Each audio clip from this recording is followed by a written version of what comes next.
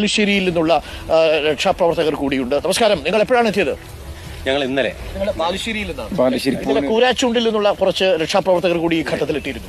എപ്പോ എത്തി ഇവിടെ? ഇന്ന് പുലർച്ചെ എത്തി. ഞങ്ങൾ ഇന്നലെ എത്തി.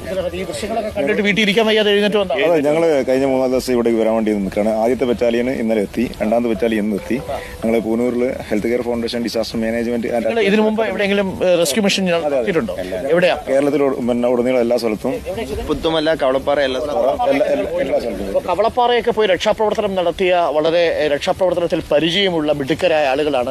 ഈ ദുരന്തമുണ്ടായപ്പോൾ അർജുന്റെ ജീവൻ ഇവിടെ മണ്ണിൽ കുടുങ്ങിയിരിക്കുന്നു എന്ന് അറിയുമ്പോൾ വീട്ടിലിരിക്കാൻ കഴിയാതെ ഇങ്ങനെ വന്ന കുറേ രക്ഷാപ്രവർത്തകർ നമുക്കൊപ്പമുണ്ട്. കൂരാച്ചുണ്ടിൽ നിന്ന് വന്ന രക്ഷാപ്രവർത്തകരുണ്ട്. ഇപ്പൊ ബാലുശ്ശേരിയിൽ നിന്ന് വന്ന ഡിസാസ്റ്റർ മാനേജ്മെന്റ് ടീം അല്ലെ, ജോലിയെല്ലാം ഉപേക്ഷിച്ചു വന്നിരിക്കുന്നു. ഇന്ന് ഞങ്ങൾ നേടിയിരിക്കും. ഞങ്ങൾക്ക് അവിടെ നിൽപ്പ് കണ്ടില്ല. കോഴിക്കോട്ടുകാരൻ ഈ വാർത്ത അറിഞ്ഞിട്ട് നാട്ടിൽ നിൽപ്പുറപ്പിക്കാതെ ഒരുപാട്